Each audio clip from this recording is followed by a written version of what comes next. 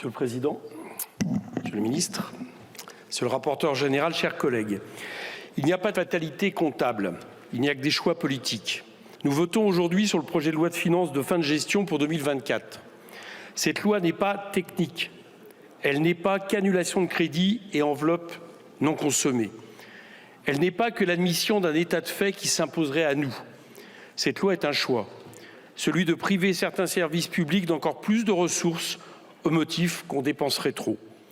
Alors que le gouvernement lui-même admet dans ce projet de loi, et je cite l'exposé des motifs, ces dégradations résultent principalement d'une baisse des recettes fiscales de moins 24,3 milliards d'euros. Ce sont les mots mêmes du gouvernement. Le problème réside dans la baisse des impôts, pas dans une quelconque hausse des dépenses.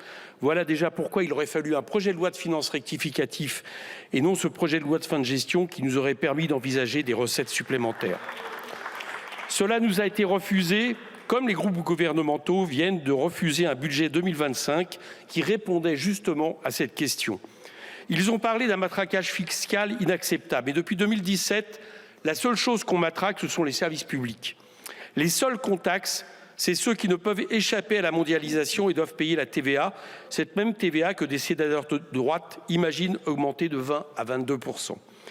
Ils trouvent à l'inverse acceptable de taxer de moins en moins ceux qui ont de plus en plus de milliards assoupis dans des comptes en banque. Or, dans ce budget que vous avez refusé, il y avait pourtant des dizaines de milliards de recettes pour financer nos services publics.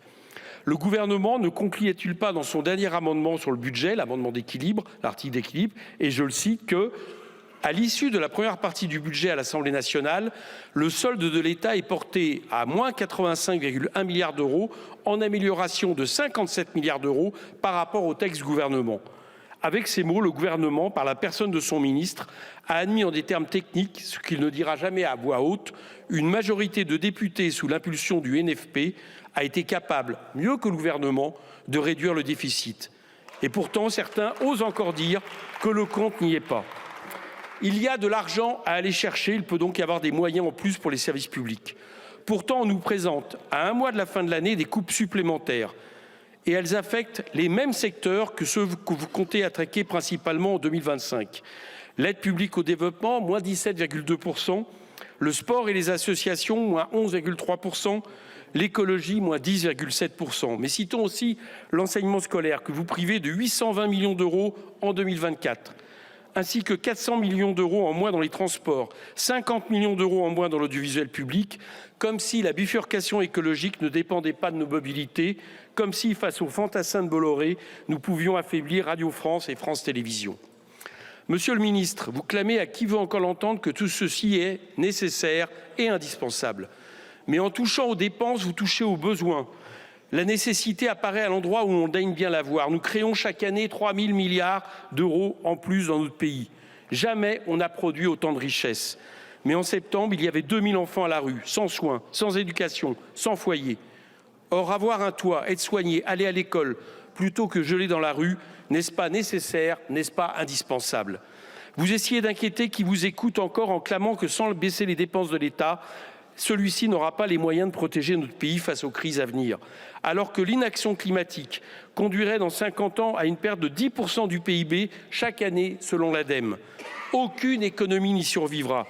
Alors agir, investir comme le prévoyait le budget qui a été co-construit par les groupes du NFP, limiter le désastre, n'est-ce pas nécessaire, n'est-ce pas indispensable? En plus de n'être ni nécessaire ni indispensable, la politique que vous voulez nous imposer est récessive. Le FCE le dit, vos coupes vont ralentir l'économie de près de 30 milliards d'euros en 2025. Cette austérité nuirait à l'emploi et au pouvoir d'achat. Il existe d'autres solutions. Elles étaient présentes dans le budget amendé dans cette Assemblée par le NFP, en taxant les bénéfices des multinationales qui rapportent plus de 43 milliards d'euros, en taxant exceptionnellement les dividendes du CAC 40, 6 milliards d'euros, en taxant de 2% le patrimoine des milliardaires, 13 milliards d'euros de plus pour financer les dépenses nécessaires.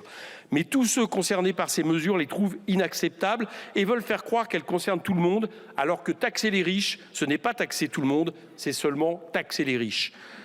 En faisant cela, nous avions résolu mieux que vous le problème du déficit.